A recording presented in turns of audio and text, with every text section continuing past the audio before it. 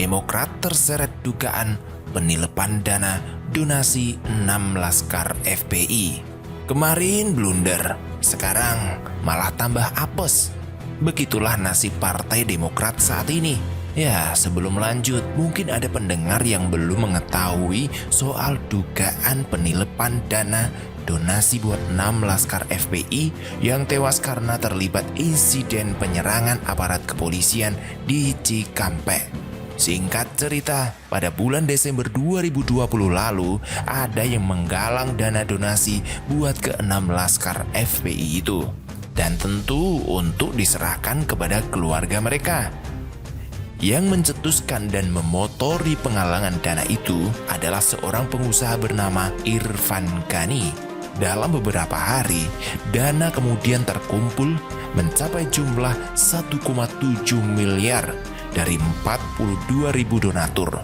Kemudian sebagian besar dana itu, sekitar 1,2 miliar, sudah diserahkan kepada keluarga 6 laskar FPI. Irfan Ghani berjanji untuk memperlihatkan rekening koran dari rekening pribadinya yang dia gunakan dalam pengumpulan donasi itu. Namun hingga sekarang, janji itu belum terpenuhi. Di lain pihak, para netizen ramai-ramai minta transparansi dana donasi itu. Yang dijawab Irfan Ghani dengan hanya menyediakan rekapan total. Rinciannya hanya di bagian dana terkumpul 1,7 miliar donasi untuk keluarga 6 laskar. Masing-masing 272 juta dengan total 1 miliar 632 juta. Operasional 51 juta. Dan sisa dana 17 juta tanpa keterangan lain yang lebih rinci. Disertai dengan foto 6 kwitansi bermaterai sebagai bukti tanda terima dari keluarga 6 laskar. Itu pun tulisan di kwitansinya salah-salah. Jawaban Irfan Ghani itu dia cuitkan lewat akun Twitternya, yang malah bikin suasana tambah panas. Kadrun pun heboh dan mulai meributkan, mempertanyakan berbagai hal yang tidak jelas dan menuntut transparansi yang dijanjikan oleh Irfan. Irfan sendiri menyebut para netizen kadrun yang menuduh dirinya menilep dana donasi itu sebagai orang-orang yang iri dan dengki pada dirinya.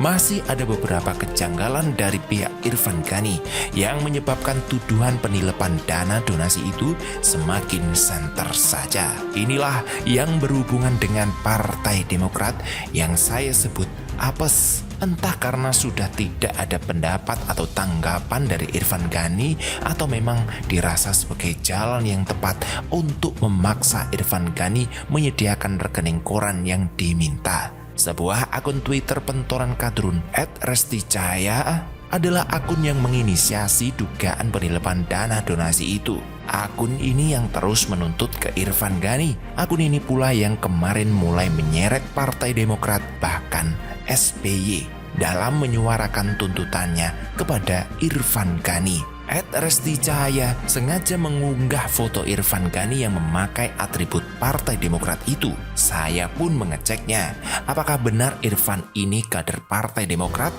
Ternyata benar. Bahkan dia sudah bertahun-tahun menjadi kader Demokrat, serta pernah menjabat sebagai petinggi di partai itu.